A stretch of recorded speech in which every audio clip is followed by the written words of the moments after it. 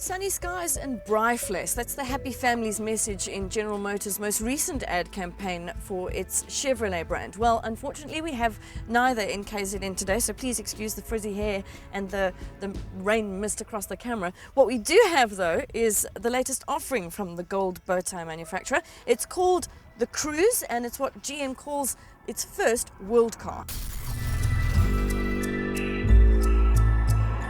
That's because it's going to be manufactured in many countries around the world and sold widely as Chev's offering to the four-door family coupe market.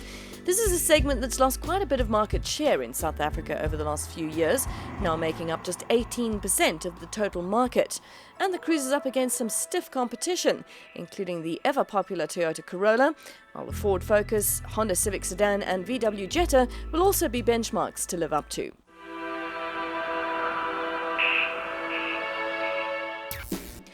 Styling-wise, it's no great shakes on the Cruze. It's got clean lines with some interesting angles, like this curve here on the side and the rather bulbous nose. But I like it. This is not really a segment where you're trying to redesign the wheel in terms of exterior aesthetics. But Chev has certainly come up with something quite pleasing to the eye. Here though that I've been really impressed with the Cruze. I just love this interior. There's some really interesting detail. It's got sporty elements to it. You've got chrome detailing on the dials. There's some nice design elements on the center console depending which model you've got.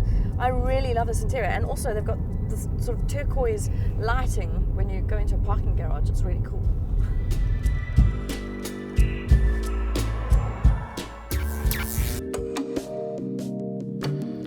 Everything is in easy reach from the driver's side of what GM calls the dual cockpit design. It's well spec'd for its price, with plenty of the usual extras standard.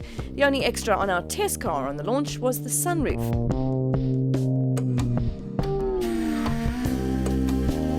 Space is in abundance, and this is where the Cruze might well win points over its competitors. It does have slightly bigger dimensions, and that allows for more room both in front and in the rear, so even folks with lanky teenagers will be able to fit everybody in.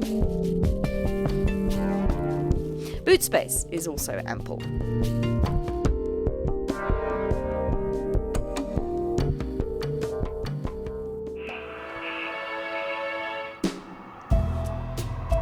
So it's all good up to this point, very comfortable, easy car to drive, enough power to keep your average driver happy.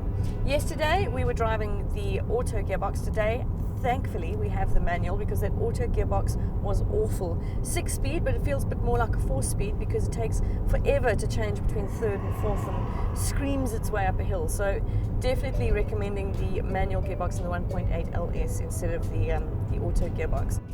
Once you get over the noise of that screaming auto box, you'll find it's a very quiet cabin, smooth ride. Really enjoying the Cruze, actually. There are two 1.6 models and two 1.8s in the Cruze range, with a 2-litre diesel promised for early next year. It's a decent engine based on the VVT you'll find in the Opel Astra. The 1.8 pushes out 104 kilowatts with 176 newton meters of torque on tap.